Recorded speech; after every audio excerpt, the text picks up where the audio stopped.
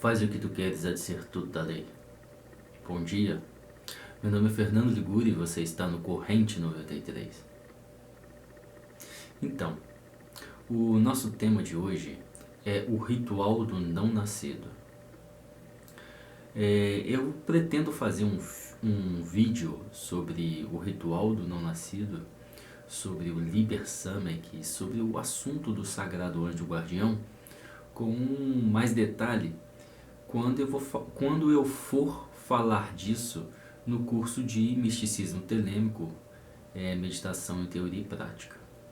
Mas eu tô gravando esse vídeo para responder algumas perguntas sobre esse assunto que as pessoas têm me escrito. Eu sempre estou colocando na internet algum texto sobre o Sagrado Anjo Guardião, então sempre o tema Sagrado Anjo Guardião é recorrente nas pessoas que me enviam perguntas. E uma última pergunta que me enviaram foi com relação à estrutura do ritual não nascido que o Crowley utilizou como base para construir o seu ritual Samek. Então vamos lá. Primeiro eu queria mostrar para vocês esse livro aqui, ó. Chama Magia Cerimonial, do Israel Regardie. Mas esse livro Magia Cerimonial, é isso mesmo. Esse livro Magia Cerimonial não tem em português, só em inglês. E nesse livro o Regardie ele constrói um histórico a respeito do ritual do não nascido. E eu acho muito interessante para quem quer começar a entender alguma coisa sobre esse ritual. Existem outras fontes mais profundas sobre esse ritual, mas esse daqui é uma boa introdução sobre o assunto, principalmente como que o Crowley lidou com o ritual do não nascido desde o início. Bom, as informações que nós vamos conversar aqui agora nesse vídeo então foram tiradas desse livro. Mas existem fontes de magia greco-egípcia que detalham esse ritual com bastante cuidado e eu pretendo utilizar essas fontes no curso de Misticismo Telêmico. Aleister Crowley conheceu esse ritual diretamente através das mãos de Alan Bennett, que na época foi o seu tutor espiritual. Esse ritual para o Crowley foi tão importante que ele nunca mais deixou de executar esse ritual. Esse ritual se tornou uma prática quase que diária para o Crowley durante mais de 20 anos, porque ele conheceu esse ritual antes mesmo de receber o Livro da Lei. Ele conheceu esse ritual por volta de 1900. E o Livro da Lei só foi recebido por ele e pela esposa dele em 1904. Desde essa época, de 1900, ele começou a fazer pesquisas e começou a praticar esse ritual.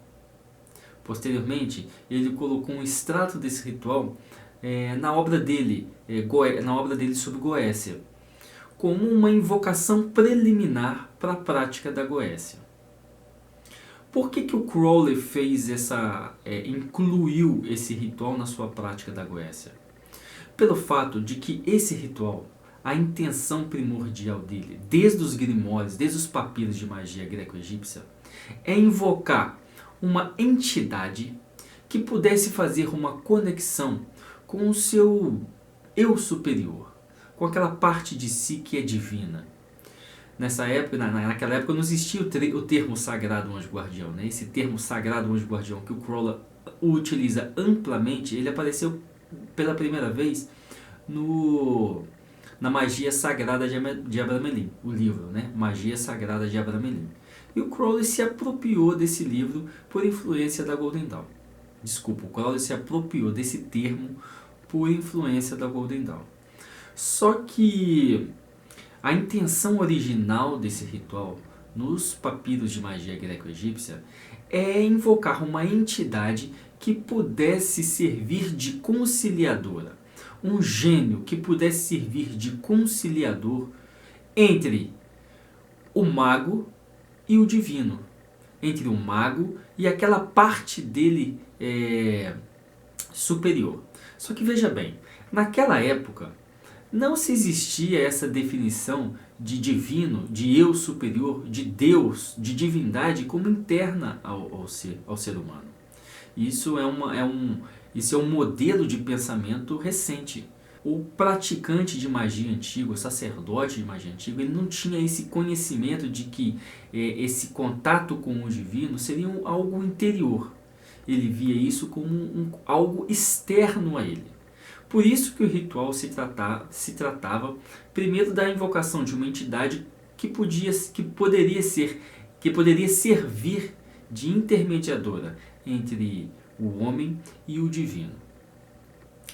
E existem relatos que Jesus Cristo invocava sempre, executava sempre esse ritual. Esse é um assunto que posteriormente a gente pode desenvolver, que é uma história bem interessante. Né? Mas existem relatos de que Jesus Cristo executava constantemente essa prática espiritual. E outros magistas da época também, como Simão, o mago. Né? Então existia essa consciência de que essa entidade, essa divindade, essa parte superior era algo externo. Então esse ritual era utilizado para invocar esse gênio, para que a pessoa pudesse ter um contato com o sagrado. Né? Posteriormente, com o desenvolvimento da psicologia, com o desenvolvimento da astrologia, com o desenvolvimento da magia moderna, a visão, o pensamento em relação a criaturas espirituais começou a ser um pouco distinto. Nós começamos a interpretar isso tudo mais psicologicamente. E aí nós descobrimos com isso que esse conceito de sagrado anjo guardião, esse conceito de eu superior, está muito próximo com o conceito de Atma do hinduísmo, com o conceito de Purusha do hinduísmo. Foi aí que nós conseguimos estabelecer uma relação entre esses termos. Anteriormente isso não era possível. E eu estou falando isso porque esse ritual ele foi outro dia abordado em um lugar que eu li, que ele serviria apenas como uma conjuração na hora da Goécia, na hora de se executar a Goécia. Por isso que o Crowley colocou ele lá. Então é muito mais do que isso. Na verdade, o Crowley, quando ele colocou o ritual não nascido, a invocação preliminar do não nascido dentro da estrutura da Goécia, o que ele estava dizendo com isso é que, com este ritual, o magista estaria invocando o seu sagrado anjo guardião, a parte mais divina, a parte mais sublime de si mesmo. E uma vez invocado o sagrado anjo guardião, essa parte mais sublime de si mesmo, você estaria com amplos poderes para ter domínio sobre qualquer tipo de criatura. E isso é um conhecimento que parte do próprio ritual. Né? Chega uma hora no ritual, em vários momentos no ritual, principalmente no Samek, mas é um trecho que está presente desde o ritual original na escritura.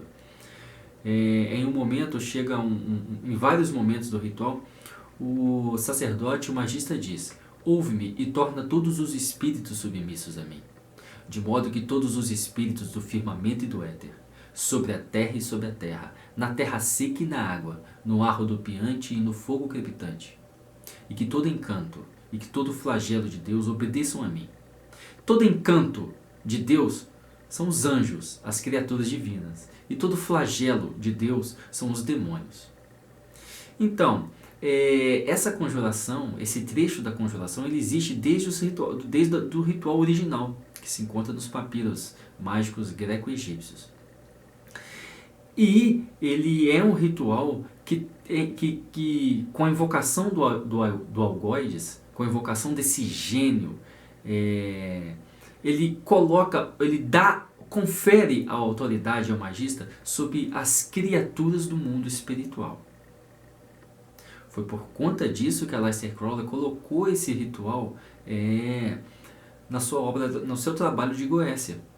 Porque ele entende que para se trabalhar com esses daimons da Goécia, você precisa primeiro estar amparado pela sua coroa divina, pelo seu sagrado anjo guardião. Com isso, ele estaria trocando o ritual, a invocação do não nascido, pelas aquelas conjurações, pelas aquelas consagrações que o magista antigo medieval utilizava na hora de vestir as vestimentas. Nos grimórios, eu já fiz um vídeo sobre isso. No Grimório, no Le Mégeton, a doutrina do Sagrado Anjo Guardião, antes de ser inclusa através do ritual do não nascido, a doutrina do Sagrado Anjo Guardião, a doutrina da invocação dessa parte divina de si mesmo, ela está toda contida na consagração das vestes. Quando o magista, o sacerdote antigo, ele consagrava as suas vestimentas e colocava a sua vestimenta, ele se imbuía de uma força divina. Crowley, então, aliou isso à invocação do não nascido. Tanto é que no seu trabalho de Goécia, ele inicia a invocação do não nascido com as instruções para a veste sagrada. Então, essa foi a inovação do Crowley com relação à prática da Goécia. Então, não se trata apenas de uma conjuração de espíritos. A invocação do não nascido dentro da prática da Goécia serve para invocar aquela parte mais divina de si mesmo que te dá poderes sobre esses daimons. Daí a importância de se utilizar o não nascido antes. Quando vou executar uma prática de Goécia, eu executo no meio do ritual, em determinado ponto do ritual, o ritual Samek, que é uma constituição bem mais elaborada, uma restauração desse ritual do não nascido, mais elaborada do que a primeira que ele colocou no seu livro sobre Goécia. Então, esse ritual, ele servirá para que cada um possa estar invocando aquela parte de si mesmo que é divina, que nós chamamos de Sagrado Anjo Guardião. E é interessante nesse livro que o Regardie ele chama a atenção para o fato da disciplina, mencionando o Crowley nesse aspecto, dizendo que o Crowley ele era muito rígido com os seus discípulos, que não compreendia o valor da disciplina, principalmente na prática deste ritual, na prática para entrar em contato com o Sagrado Anjo Guardião. E o Regardie, ele é até muito lúcido nesse livro, quando ele diz que nós devemos duvidar das intenções de qualquer candidato à iniciação que não tenha disciplina para executar esse ritual. Por que eu estou falando isso? Porque a disciplina não é bem-vinda entre os telemitas. Se você for observar a maioria dos telemitas, são aquela galera da baladinha 93.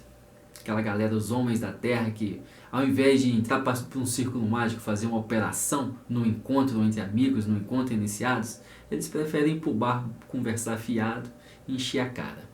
Essa infelizmente, é a grande maioria dos telemitas que existem. São poucos os telemitas que realmente dão valor ao trabalho espiritual. E assim, essa é uma crítica que eu faço, principalmente pelas coisas que eu vejo aqui no Brasil. Eu fiquei sabendo outro dia que um rapaz, até falei isso no vídeo, o rapaz foi buscar orientação para entrar na A, o instrutor dele levou ele para dentro do puteiro. Então é esse tipo de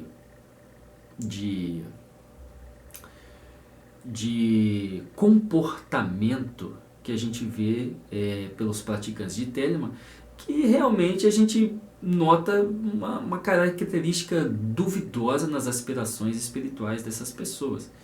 Porque a gente sabe que a disciplina é fundamental para tirar o homem do grau para tirar a pessoa do grau do homem da terra e levar a pessoa para o grau diamante. Sem disciplina é impossível que isso aconteça.